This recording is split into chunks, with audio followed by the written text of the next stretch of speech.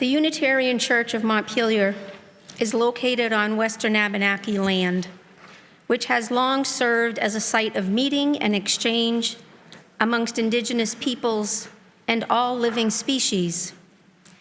We honor, recognize, and respect these peoples as the traditional stewards of the land and waters on which we gather.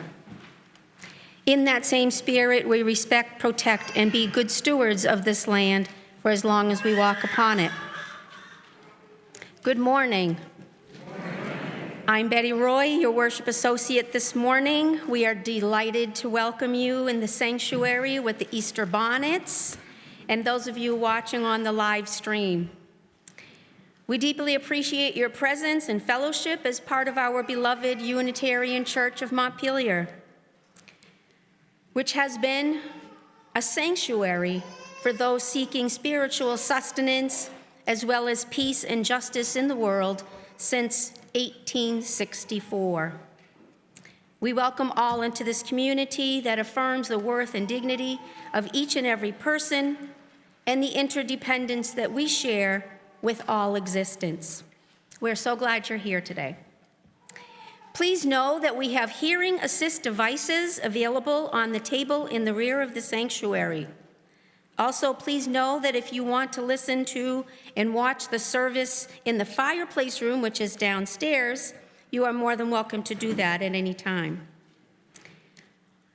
If you have personal concern, a challenge, or a loss that calls for love, support, prayers, and as a spiritual community, we have a member of our lay pastoral care ministry team available in the sanctuary if you would like to talk with them after the service. Today, our caregiver is Dawn Evans, I think. Yes, there she is. Thank you, Dawn. It's always a pleasure to welcome visitors and newcomers, people who've been here for the first or second time.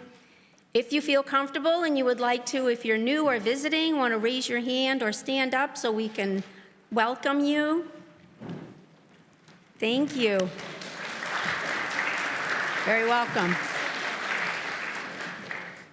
We're glad you're here. And if you want to join us after the service in the vestry downstairs, join us for coffee hour.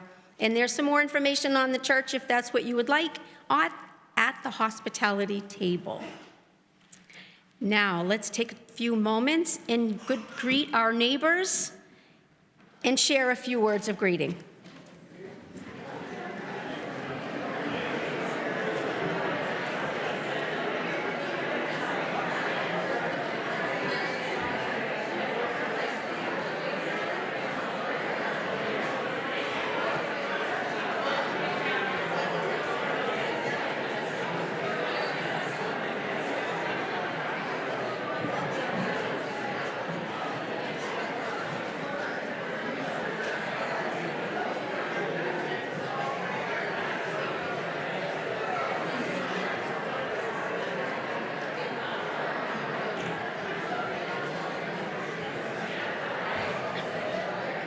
Thank you. Thank you all.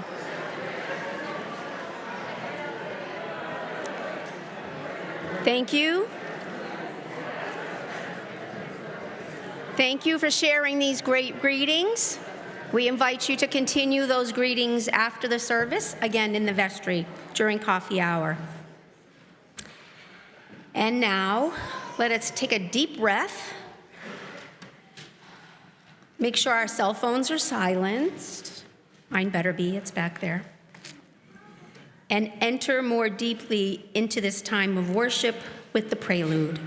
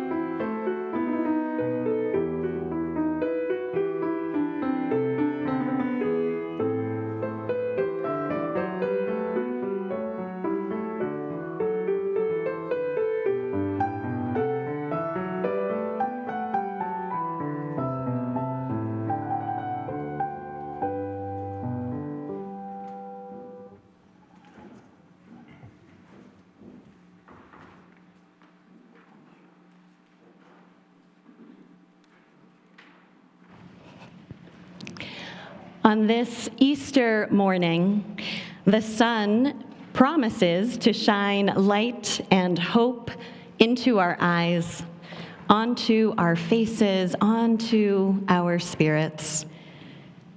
Easter arrives and says, "It is time to roll away the stone." Easter says that we will gape in disbelief. Easter says you too are the resurrection. Out of the tomb of grief and despair, a faint voice whispers, "Rise again." But there is so much to mourn, and this tomb has grown too familiar to leave. Rise again. Rise again, says this voice, says the spring, says divine love. To rise is a miracle. To rise is survival. To rise is the hope beyond hope. We gather that we might know the possibility of resurrection. We gather that we might welcome the beckoning joy of a new day. Rise again, beloveds. Rise again.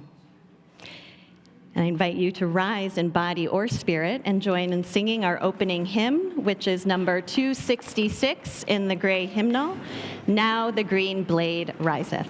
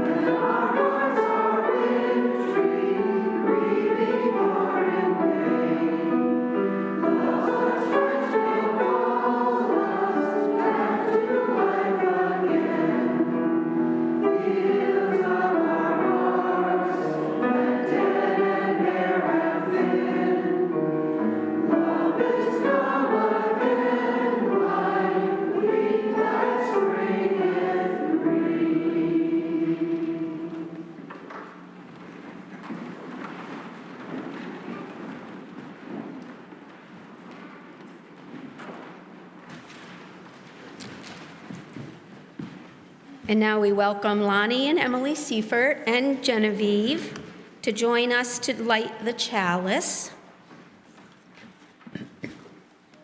We light this flame, an enduring symbol of our collective commitment to lead with truth and compassion. And please join us in saying our congregational covenant. We covenant to speak honestly and listen deeply to each other and the voice within. Treat each other with compassion and honor our differences. Take responsibility for the impact our words, actions, and inactions have on each other. Support each other in times of need and grief, and celebrate the beauty and joy in our lives. Honor the gifts of the past and be gentle with each other as we grow. Encourage each other in the brave work of creating a more beloved community and a healthy, sustainable world. And forgive each other and start again.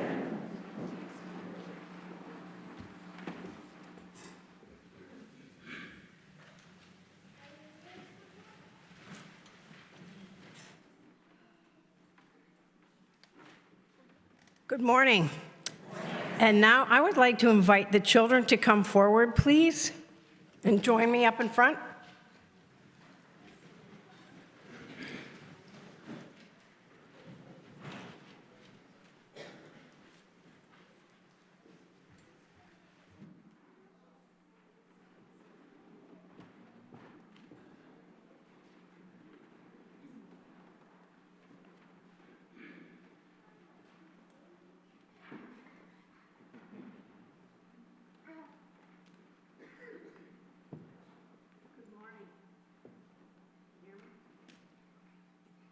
Okay. As usual, I'm going to need your help again. The last 2 Sundays, I've needed your help, and I needed your help again today. Have you ever wondered why a bunny brings eggs? Rabbits don't lay eggs. I wonder why the bunny brings eggs. Well, I don't think bunnies do, but maybe special bunnies do. I don't know about that. So I want to tell you a story, but before I get to the story part, we've got to go back a little bit to this word.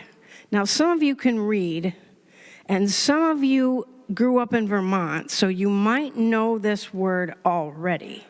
I bet some of you do. What is this word? Some of you don't all speak at once. What is this word? It's, what did you say? She said exactly what it says, equinox. So what does that mean? Equinox. Yeah, equal knots. What other word can you hear in there? Equinox. Can you hear something else? I think I'm hearing equal.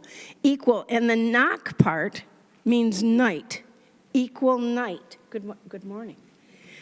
Equal night. So the equinox time of year means when it's the day and the night are the same length. And the equinox is right between winter and summer. And we call this time of year spring. Thank you very much from the audience out there. We call this time spring. Well, for many, maybe as long as there have been people love when spring happens, when spring comes, because we've been, there's been cloudy days and not a whole lot of snow this year, but it's snowy and dark, and it's fun when we see plants starting to grow, little plants kind of coming up, and this is the time of year when chicks are born and baby bunnies are born, and it seems to me that children are born at this time of year, and everybody's just excited about. If you want to get the escapee, you're welcome. Everybody likes this time of year. Okay, so what is this day, by the way? Easter. But before Easter, way back, like thousands of years ago, there was another story, and there was a goddess whose name was Ostara. And from what I've read, Ostara had long red hair, and she wore a beautiful green gown. And during summer, fall, and winter, she slept under the ground. And when it came time for spring, the little rabbits who lived nearby would start thumping on the earth, and it would wake her up. And when she woke up, spring came, and all of the children and all of the grown-ups were so excited that it was spring. One of the things that the children did was they would take eggs and give eggs as a gift to Ostara, because eggs were a sign of new life, because there's maybe a bird inside the egg. And they would take the egg to Ostara, and she was so grateful. She thought it was so nice that the children were so thoughtful and kind to her that she asked her friends and her helpers, guess who they were? What did you say? The bunnies. The bunnies would take the eggs to the children, but magically, Ostara had turned the eggs beautiful colors. Now, thousands of years later, when the early Christians were trying to find a date for Easter, they didn't know exactly what day the story of Jesus took place. So they said, Ostara, that sounds like a good time to celebrate Easter too. So there are lots of spring celebrations and holidays during this time, and we can thank Ostara. And many people still celebrate Ostara, by the way. And so we can thank Ostara for some of our Easter traditions that we still have. And now, one of those traditions is going to happen in on the green rug in just a minute. So if you will come with me, we will head into the children's chapel, and I'll meet you on the rug. Okay? Sound good? See you then.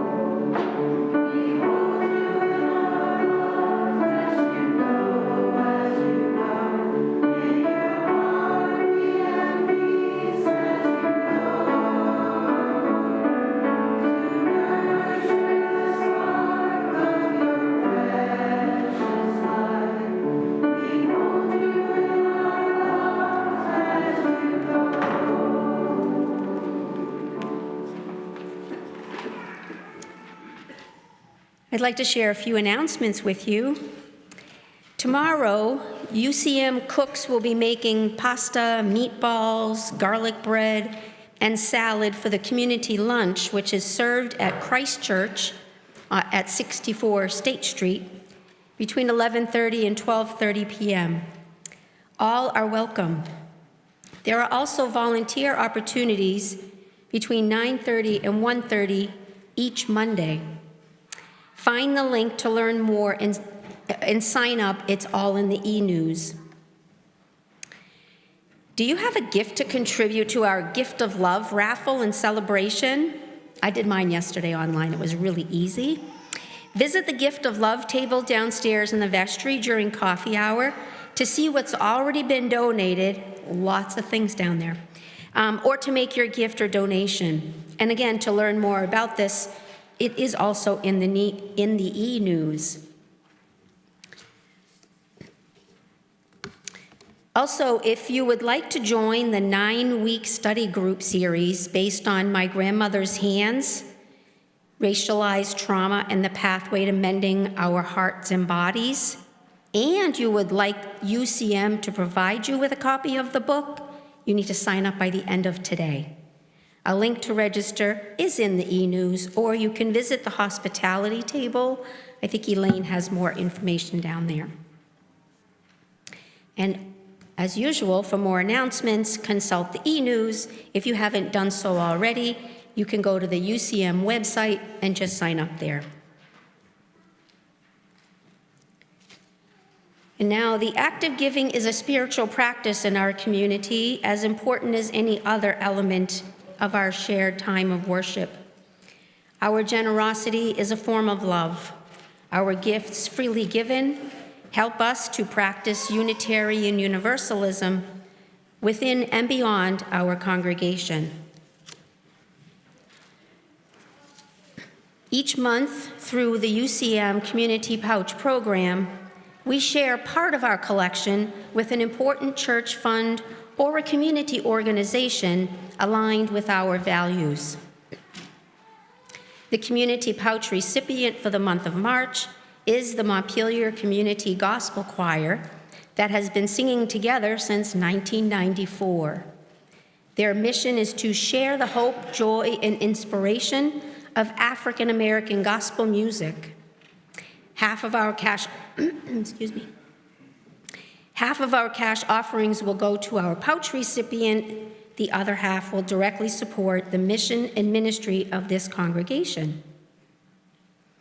If you wish to designate your entire offering to the community pouch, please indicate so on your check.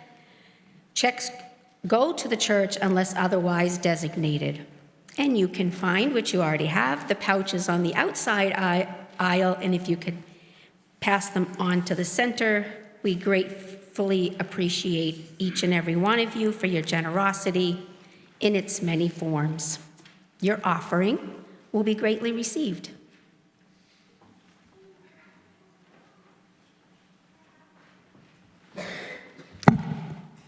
And as our choir makes their way up for the choral offering, I wanted to make note that some of you may have noticed that our music director, Donia Prince, has been absent for the past few Sundays, and wanted to let you know that Donia recently had surgery, and she's doing okay. She's been recovering at home, and the recovery is just going a little bit more slowly than she would like. And she is eager to get back to church with us and appreciates you keeping her in your thoughts and just extending some caring thoughts and energy her way.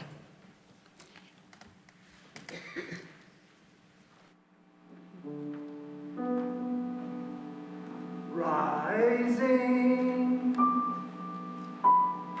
rising, praising the day awaking.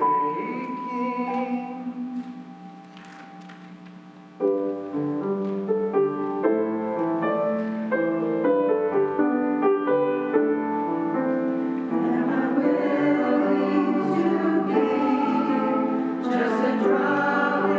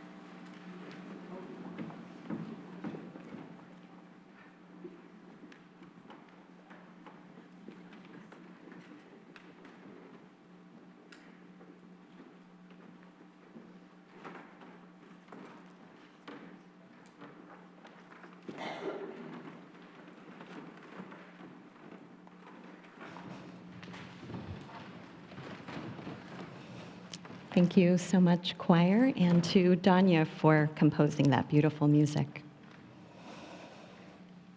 I invite you now into a time of meditation and prayer. This is a time that we share together each week, a time set aside to tune into our hearts and into our bodies, a time that we can notice the sacred, life-giving breath moving through us, a time to sit in the companionship of others in quiet reflection.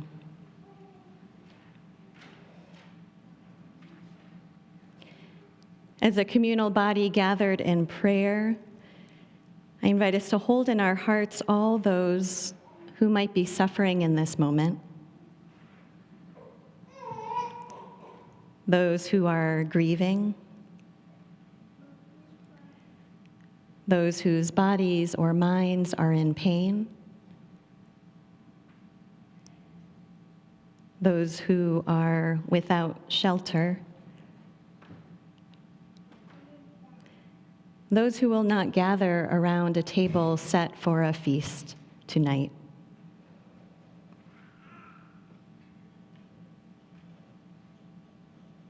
Let us also hold in our hearts all of those who are known to each of us who are suffering or in pain.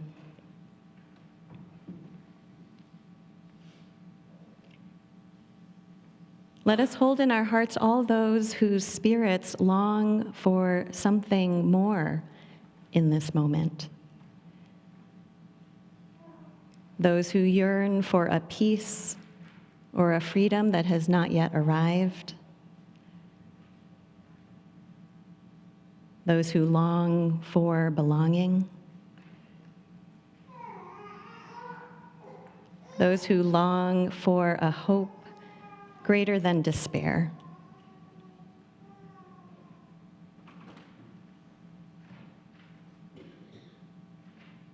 Let us hold in our hearts all those known to each of us here whose spirits are longing for something more.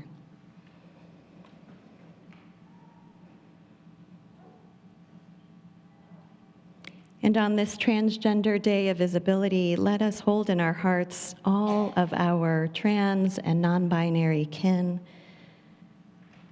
giving thanks for the kaleidoscopic beauty of our human diversity, and praying for the flourishing and safety of all people.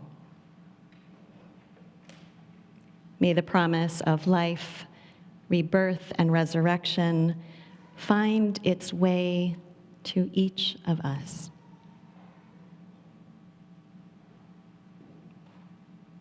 And let us join now in a time of quiet meditation together.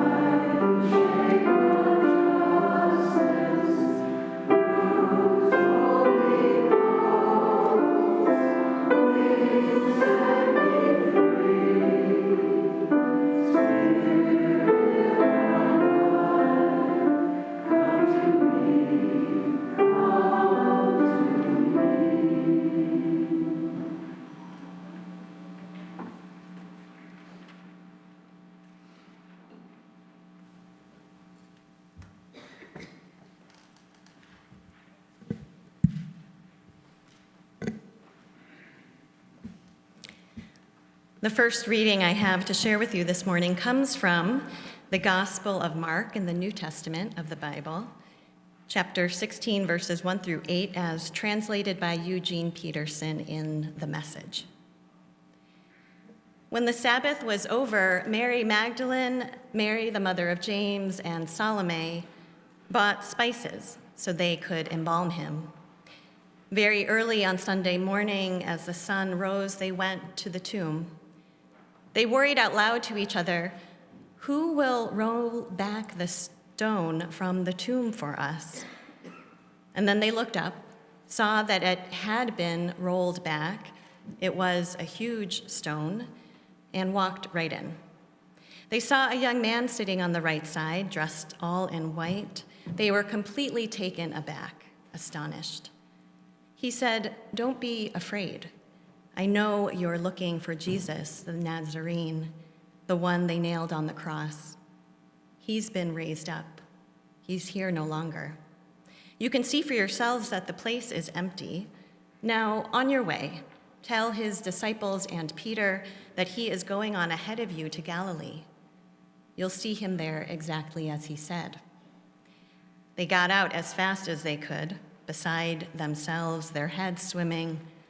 Stunned, they said nothing to anyone. And our second reading is an excerpt from the poem entitled Winnie by Gwendolyn Brooks.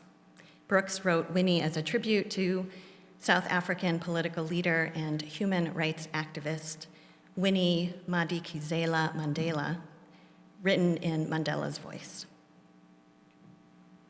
My poem is life and not finished. It shall never be finished. My poem is life and can grow. Wherever life can grow, it will. It will sprout out and do the best it can. I give you what I have. You don't get all your questions answered in this world. How many answers shall be found in the developing world of my poem? I don't know. Nevertheless, I put my poem, which is my life, into your hands, where it will do the best it can.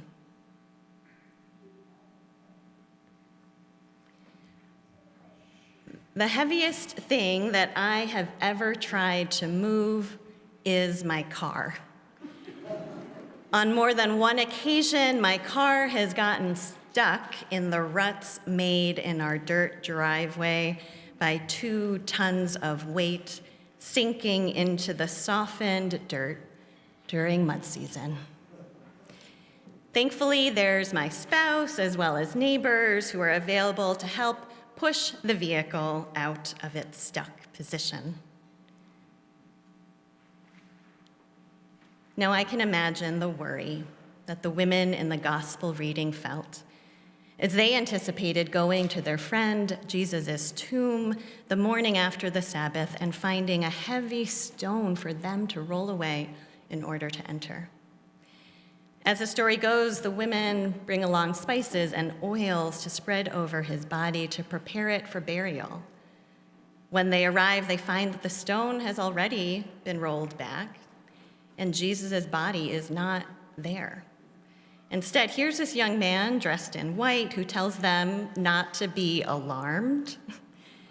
Jesus isn't there, but has been raised, and instructs them to tell the disciples that Jesus is going ahead of them to Galilee. They can find him there. And the story ends with the women stunned, saying nothing to anyone. This particular story, told in the Gospel of Mark, the earliest of the Gospels written, is the culminating story of Holy Week in the Christian liturgical calendar. Holy Week begins with Palm Sunday, when Jesus arrived in Jerusalem and was greeted by adulation by a crowd that was waving palm leaves. Authorities were already on alert that he would be arriving, and the threat that he posed to the ruling order put him on their watch list. In these final days, Jesus visits the temple there in Jerusalem. He is so angered to see the money changers spoiling the sacred place that he flips the tables that they had been using.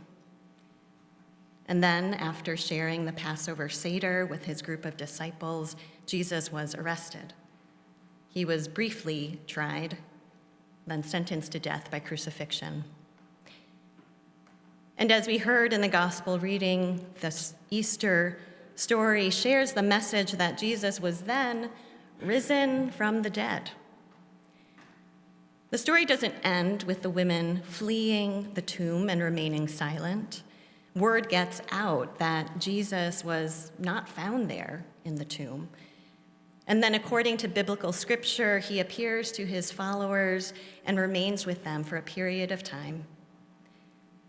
And that group of disciples continues to meet and preach and spread the message of love and radical inclusion.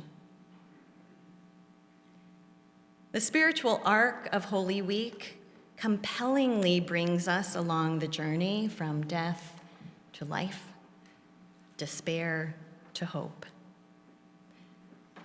The Easter story as a whole asks us to grapple with it, these questions of life amid death. Those early followers of Jesus grappled with death of the literal kind, the brutal death of a dear friend and teacher. And in our own lives, we face deaths of many kinds. Death in the form of loved ones lost, death as old roles and identities are given up, lost, or taken from us. Death as certain dreams we have had end up not being possible to realize. And death upon death as cities are ravaged by bombs and people die of starvation. In the face of death, we can at times have no idea what will come next. We can wonder, what new course will my life take? We can have a sense that something else is possible, but it can be hard to feel that possibility in the moment of our despair. In the Easter story, we see that the mourning and lamentation of profound loss can lead to rebirth and resurrection. It comes after passage through emptiness and grief. And first, one must recognize that the stone has indeed been rolled away. Only then is transformation possible. We see this in that transforming moment when Mary Magdalene, and Salome discover that the stone has been moved and the tomb is no longer shut. Here is the first sign that transformation is coming, a sign that what once was their teacher present with them as their central leader and an empire left unchallenged will no longer be the same. The Reverend Kendall Gibbons writes, "The essence of Easter is transformation. It is never about things going back to the way they were before. The new life of spring is new. It's not last year's leaves. Those are over and done. Even the empty tomb of the Gospels is not a sign that Jesus and his entourage are going to resume their former life. In fact, that way of things is finished. It is only a radically new understanding of how to be a community together that can save them from dissolution and despair." Christians celebrate that Jesus' life, death, and resurrection brought forth a profound transformation. For many, this is a transformation of the relationship with the divine and the redemption of human sin. The good news for some is that Jesus' death atoned for the sins of all humanity and that he was united with God in heaven. There is also the good news that the message and teaching of Jesus could not be killed. His practice of radical inclusion was not left there in the tomb. Easter proclaims that profound transformation can occur in our lives. oftentimes with a jolt, sometimes with the first faint gasps and tears of loss, the first few whispers among friends that something profound has occurred, something new is coming. For Jesus and his disciples, the something new was the vision for a transformation on earth in which the oppressive ways that were present in their time and place would no longer be sustained. And even in our day, we can see that there are old ways that are in the process of dying. There are ways of thinking and doing that are nothing but tombs for the human spirit, and these ways must be transformed. We can see this now in the Middle East, as tens of thousands of people have been killed in Gaza, as Israelis struggle to bring forward a more democratic and pluralistic society amid their mourning, as Israelis and Palestinians stand together and insist on one another's humanity. We are witnessing the questioning of old ways and a global demand for a new way of peace and life. How can peace and life possibly emerge from the tomb of such destruction? I don't know. But I do know that it won't if we stop believing that peace and new life are possible. Salim al-Nafar was a renowned Palestinian poet. He was born in a refugee camp in Gaza in 1963 and fled with his family to another refugee camp in Syria during the 1967 war. Al-Nafar found solace in poetry, and he later studied Arab literature at Tishreen University in Syria. After the 1994 founding of the Palestinian Authority, Al-Nafar returned with his family to live in Gaza. On December 7th, 2023, Salim al-Nafar and his family were killed in an Israeli airstrike in their home in Gaza City. This is his poem entitled Life. Knives might eat what remains of my ribs. Machines might smash what remains of stones, but life is coming.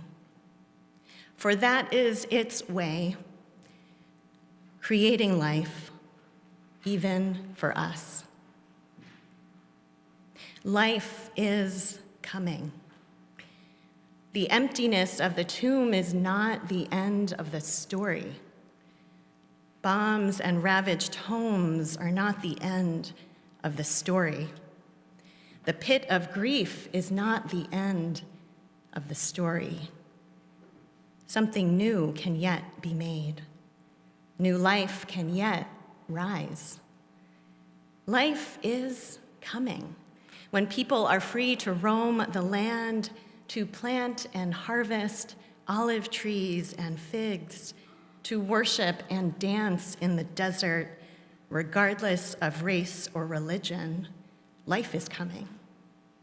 When the birds of the sky and the fish of the sea fly and swim in clean air and clean water, life is coming.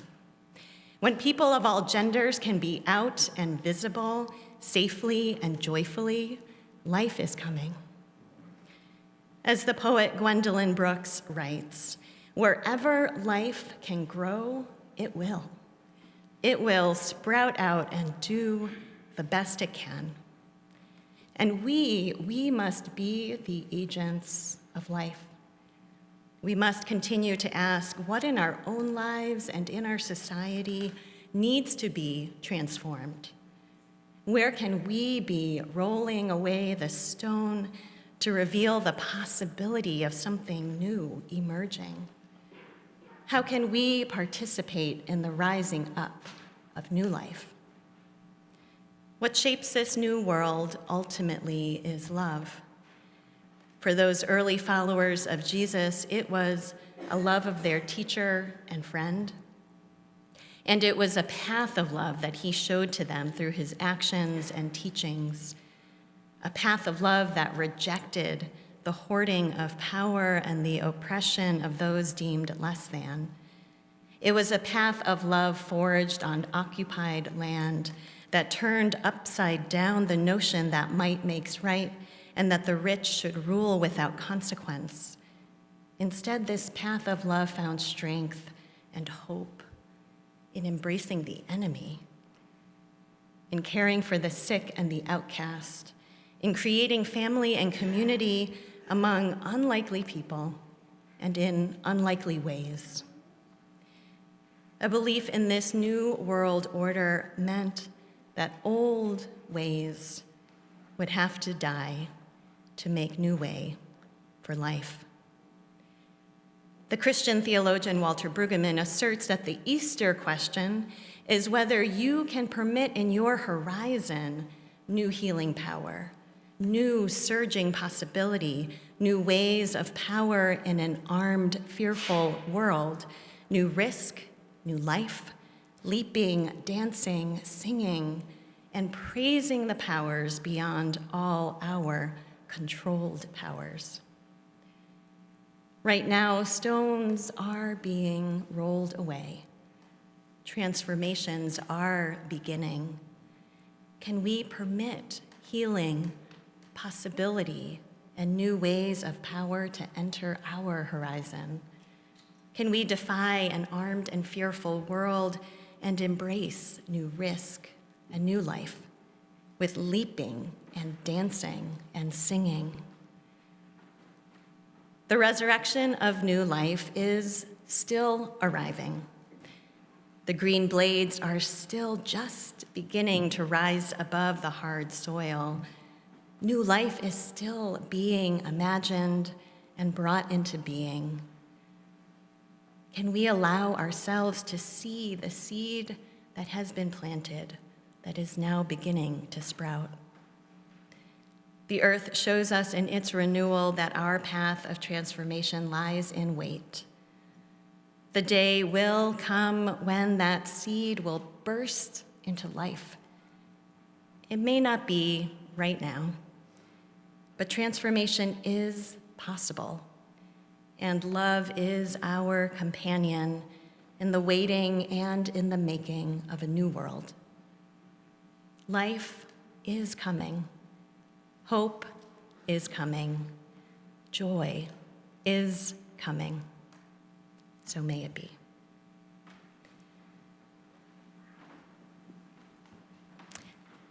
I invite you to join in our closing hymn, which requires some instruction. We honor the diversity of our theological beliefs, and so we will be singing to the Easter hymn tune.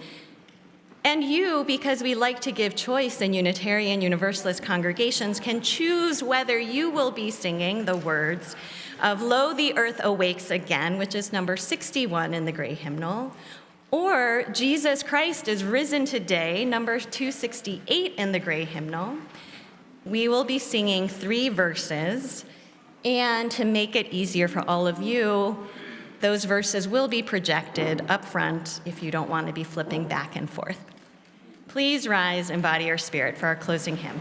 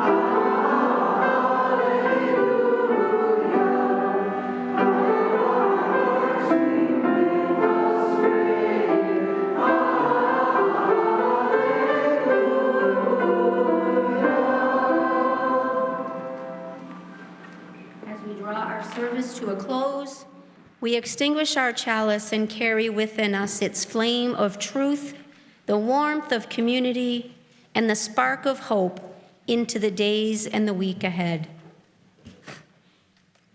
Please join me in our unison mission statement.